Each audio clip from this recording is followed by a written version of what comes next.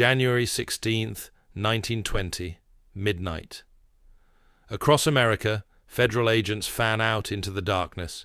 In New York's Lower East Side, they kick in the doors of saloons where immigrant laborers have gathered for decades.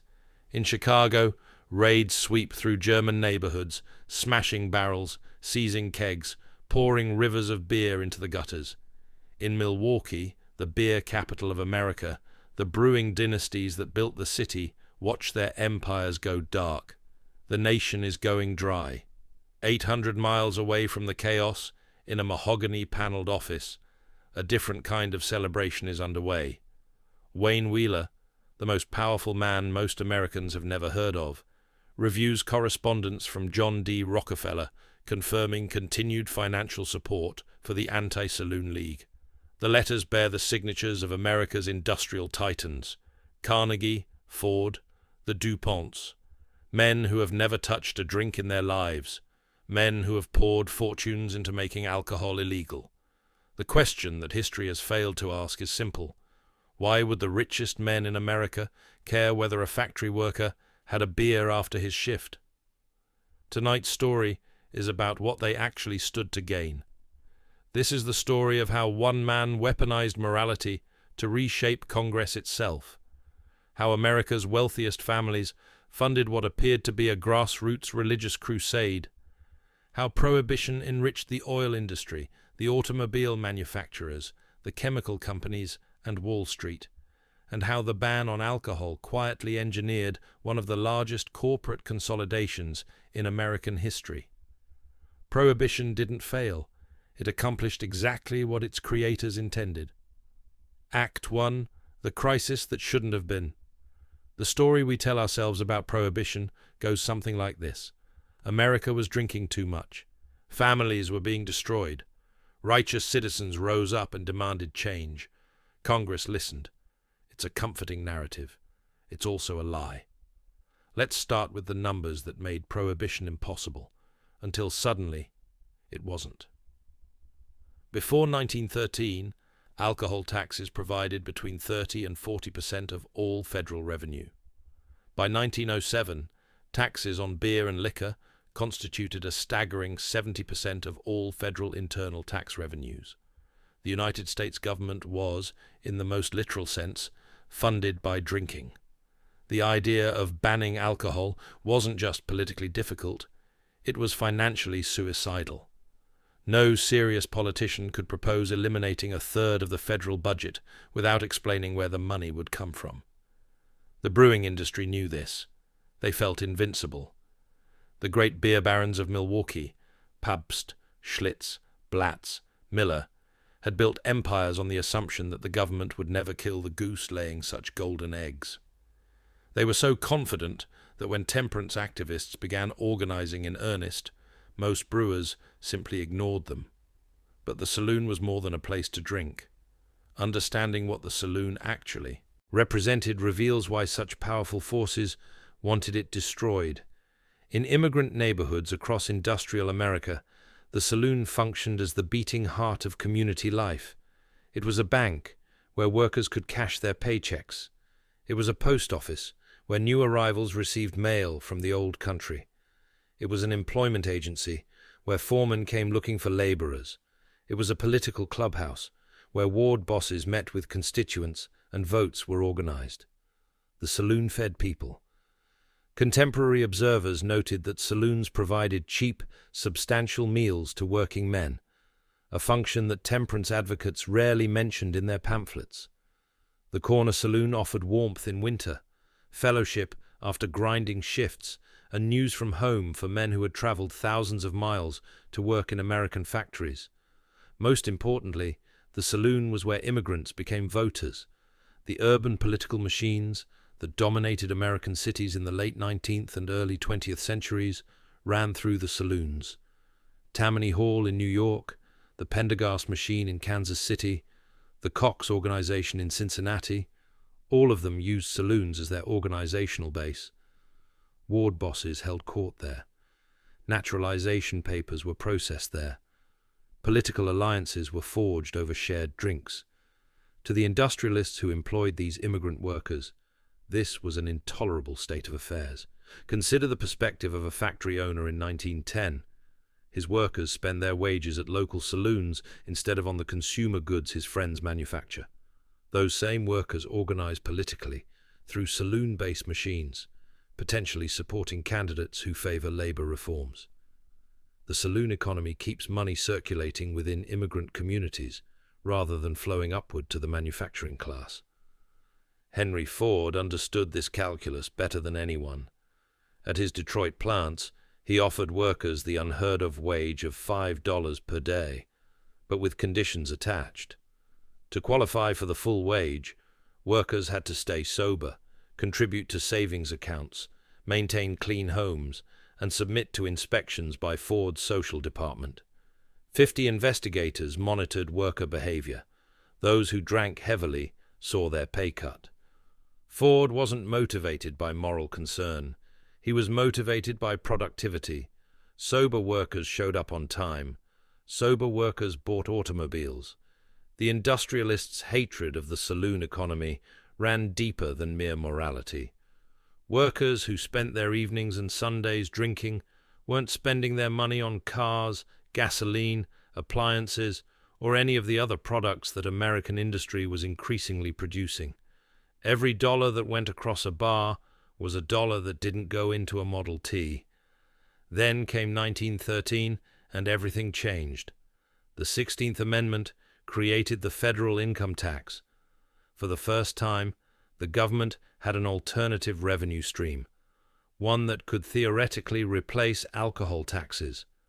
The financial barrier to prohibition evaporated. What had been economically impossible became merely politically difficult. The following year, war erupted in Europe. Within 3 years, American boys would be dying in French trenches, and the war would provide the final weapon needed to destroy the saloon, the German brewer. Act 2. The rise of the anti-saloon league machine. In 1893, in Oberlin, Ohio, a former lawyer turned minister named Howard Hyde Russell founded an organization that would become the most effective political pressure group in American history. He called it the Anti-Saloon League. What made the League different from every temperance organization that came before was its ruthless focus on a single goal, not moral persuasion, not individual pledges of sobriety, but legislation, laws, constitutional amendments. The League didn't care if politicians drank in private. It only cared how they voted in public. Russell recruited a young man named Wayne Wheeler, fresh out of Oberlin College. Wheeler had grown up on an Ohio farm where a drunken hired hand once injured him with a pitchfork. He nursed that grievance into a lifelong crusade. More importantly, he possessed a genius for political manipulation that would reshape American democracy. Wheeler essentially invented modern pressure politics. He coined the term itself. And the system he built, which contemporaries called Wheelerism, operated with mechanical precision. The League mobilized Protestant churches as propaganda distribution networks. Ministers delivered sermons written by League headquarters. Congregations were organized into voting blocks. The League's publishing arm printed millions of pamphlets, magazines, and newspapers, flooding the country with anti-alcohol messaging. But the League's true innovation was electoral terror. Wheeler maintained files on every legislator in every state. The League tracked votes, compiled dossiers, and issued report cards. Politicians who supported dry legislation received endorsements and campaign funding. Those who opposed it faced coordinated destruction. The tactics were brutal.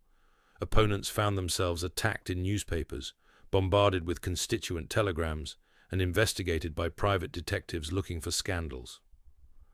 In 1905, Wheeler targeted Ohio Governor Myron Herrick, a Republican, a conservative, and a man who had actually signed a local option bill the League wanted.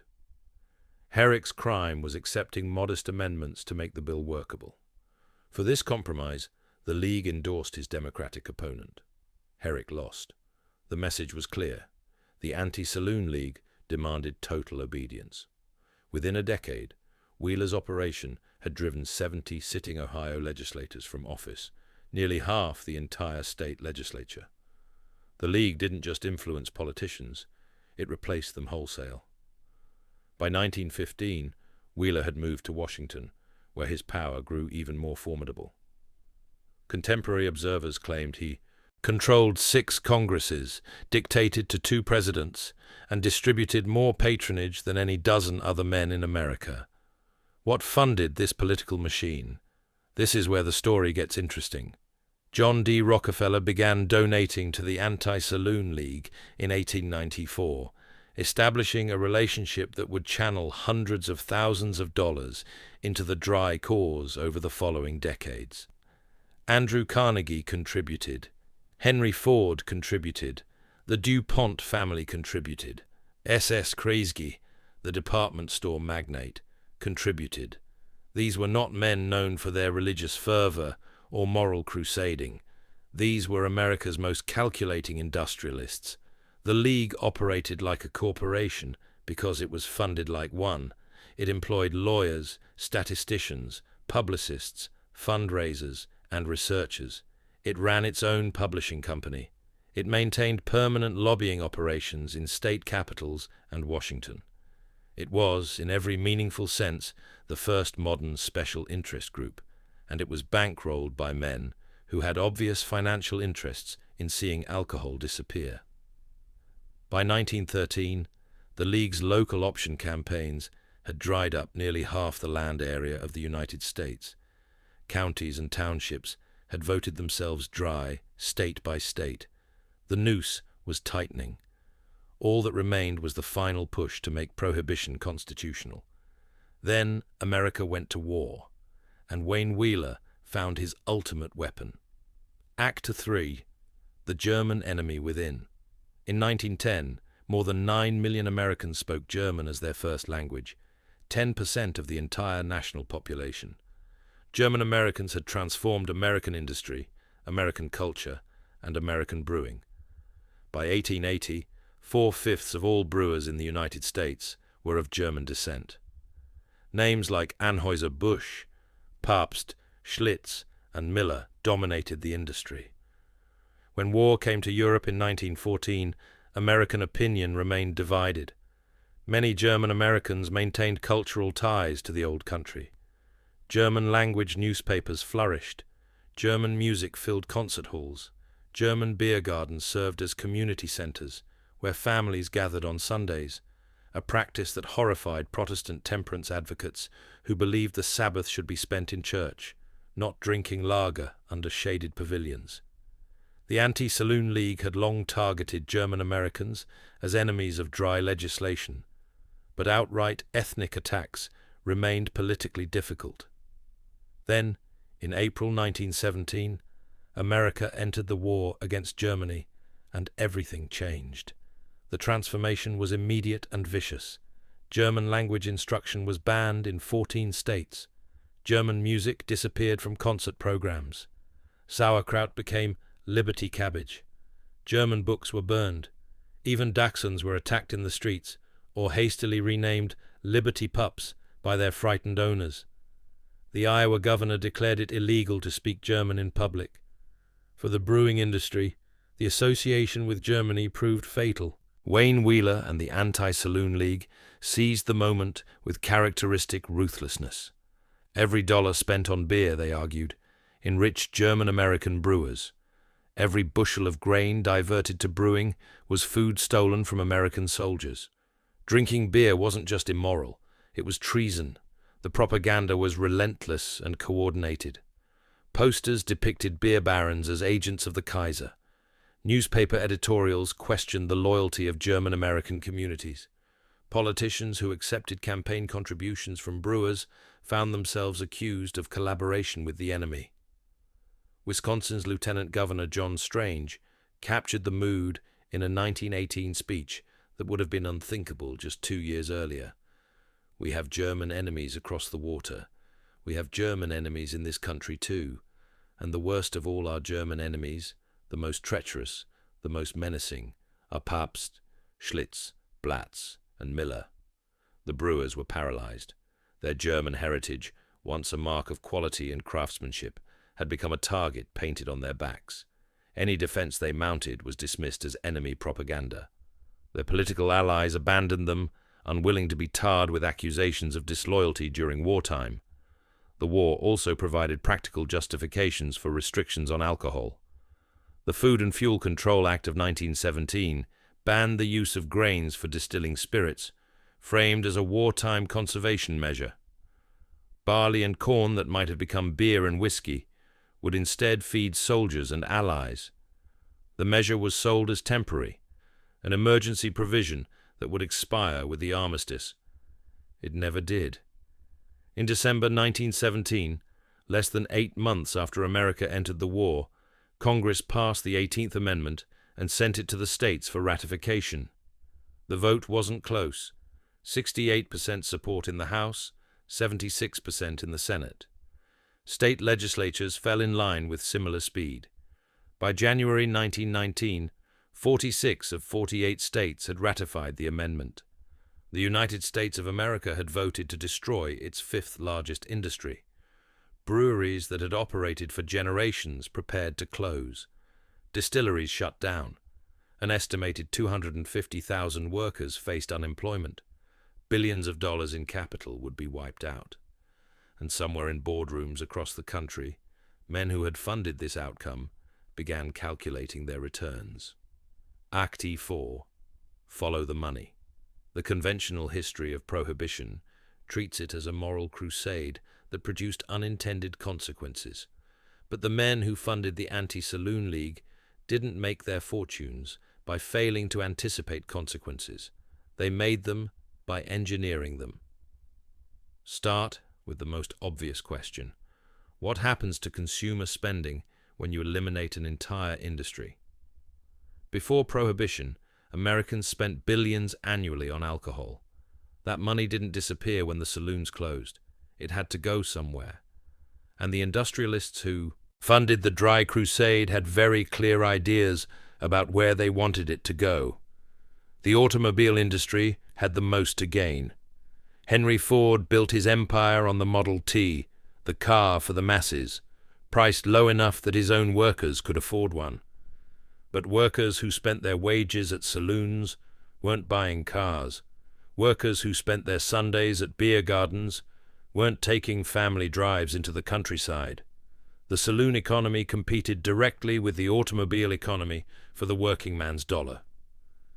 When Prohibition took effect, Americans didn't suddenly become more virtuous. They became more mobile. Without saloons to visit, without Sunday beer gardens to enjoy, working families sought new forms of entertainment, and increasingly, that entertainment required a car.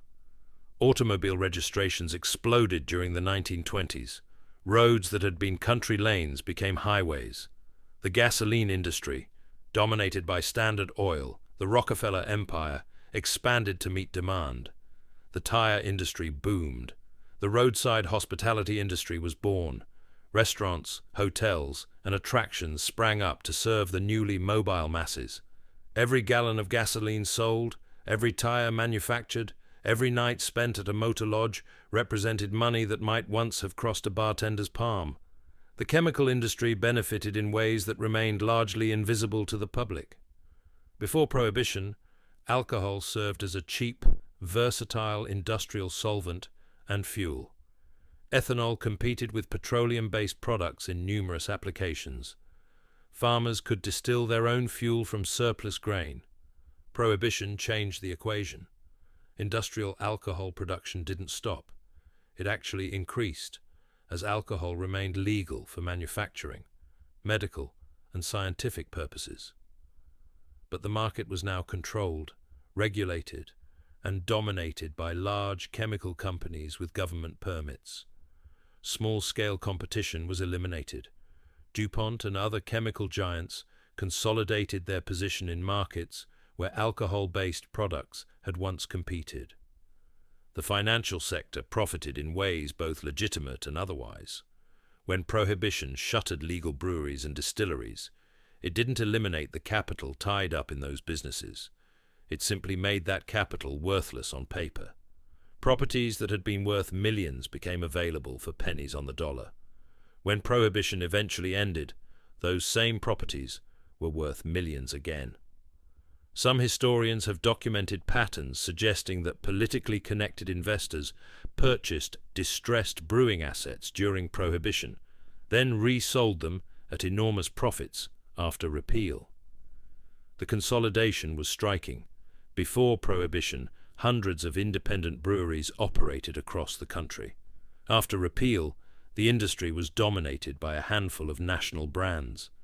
And then there was the most cynical calculation of all, the tax shift.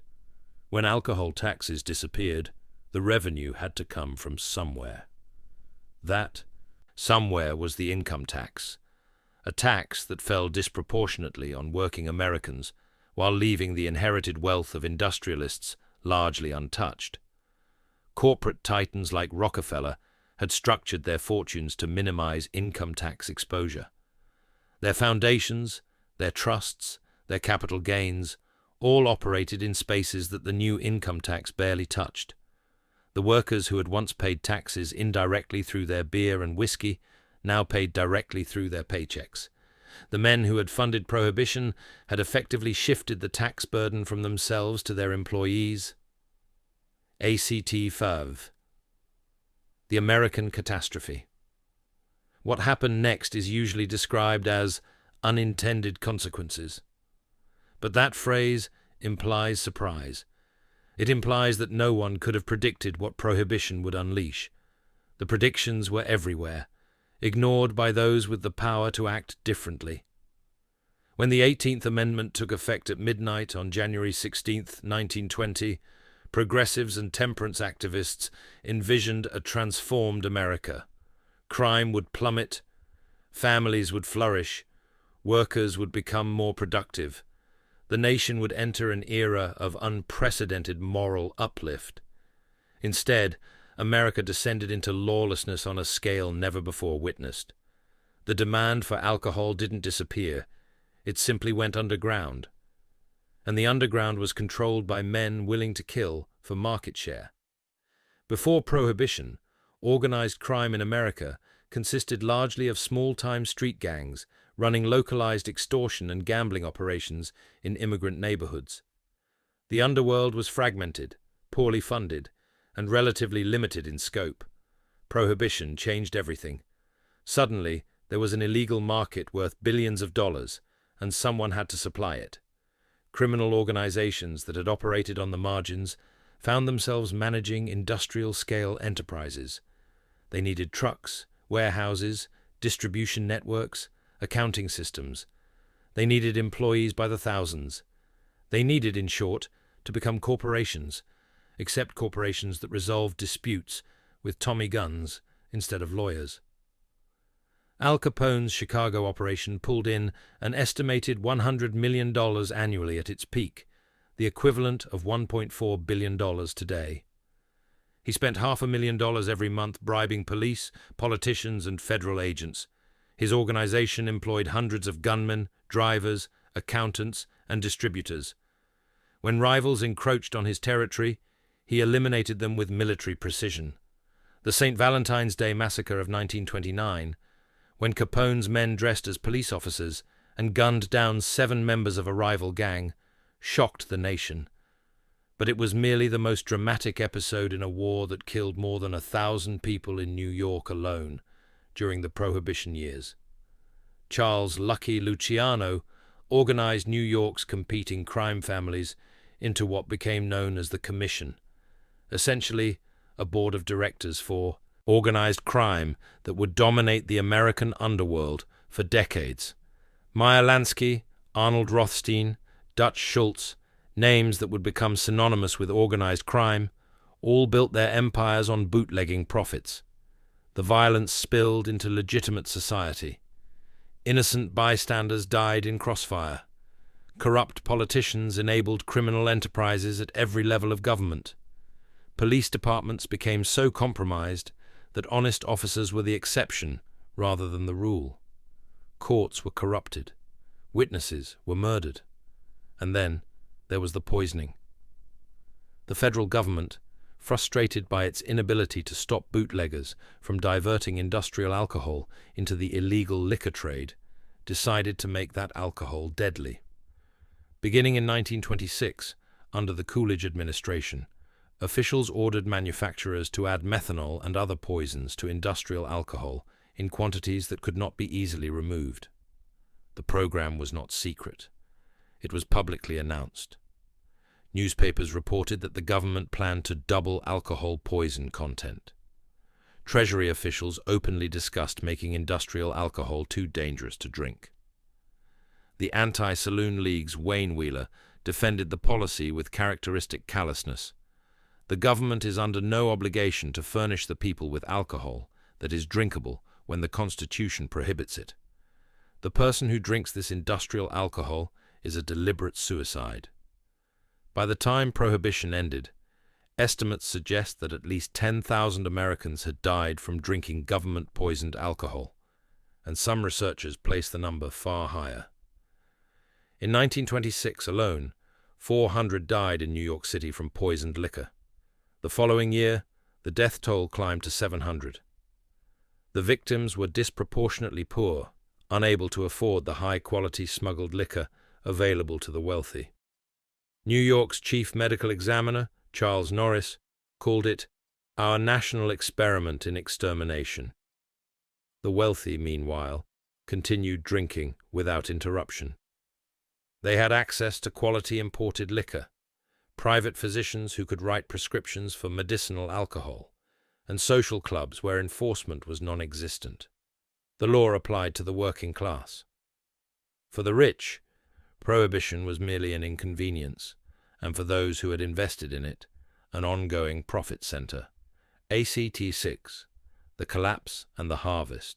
By 1929, Prohibition had become untenable. Crime was out of control. Enforcement was a joke. The public had lost respect for laws that the wealthy flouted openly. Polls showed growing majorities favoring repeal. But the dry forces still controlled Congress. Wayne Wheeler's machine still commanded fear. The 18th Amendment remained embedded in the Constitution, seemingly permanent. Then the stock market collapsed, and the arguments that had made Prohibition possible suddenly reversed. The Great Depression struck like a hammer blow. By 1933, a quarter of the American workforce was unemployed. Bread lines stretched around city blocks. Banks failed by the thousands.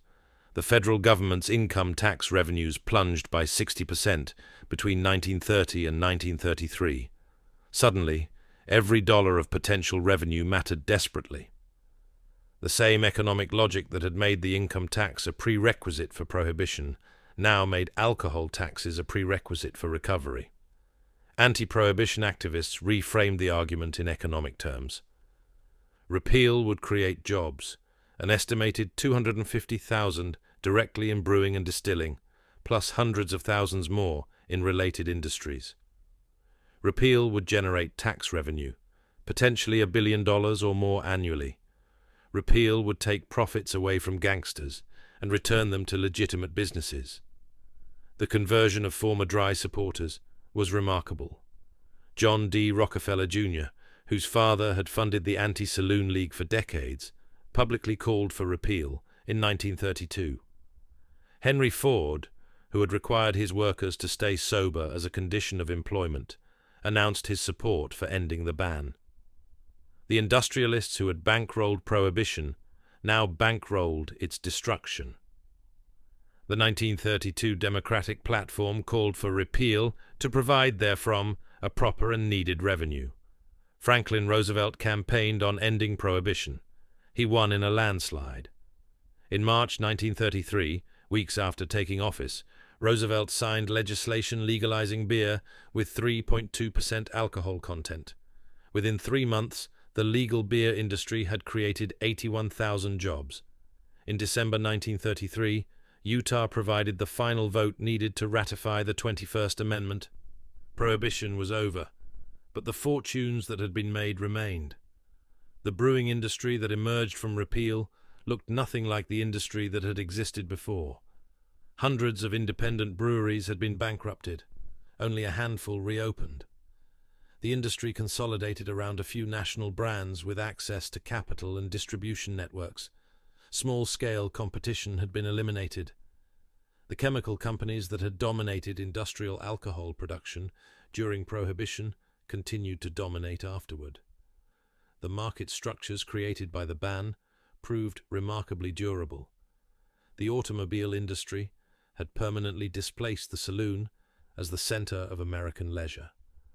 The gasoline economy had become entrenched. The patterns of consumption that Prohibition created, money flowing to cars and roads and movies instead of corner bars, never fully reversed, and the tax structure had been transformed. Alcohol taxes returned, but as a supplement to, not a replacement for, the income tax. The federal government had become permanently dependent on taxing workers' wages. The tax burden had shifted, and it would never shift back. Act 7, the blueprint. Stand back far enough, and a pattern emerges.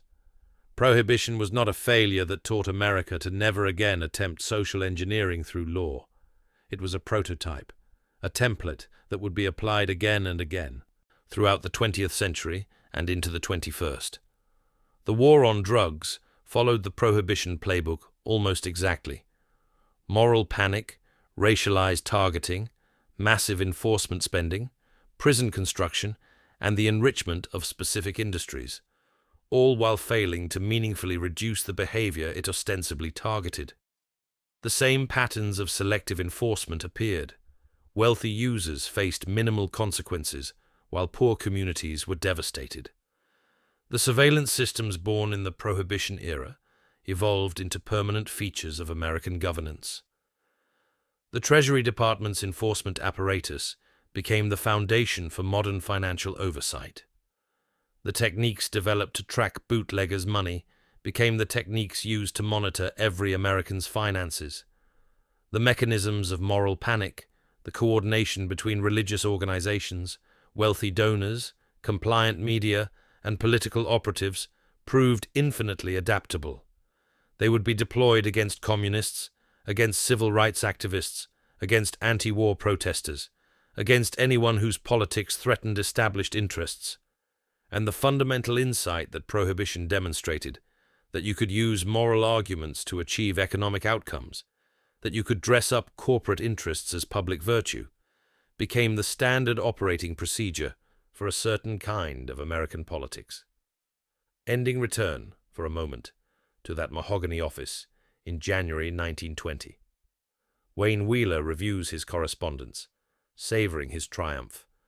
The constitutional amendment he engineered is now the law of the land. The saloons are closing. The immigrant political machines are losing their organizational base. The German-American brewers who represented independent capital outside the control of the great industrial trusts are being destroyed.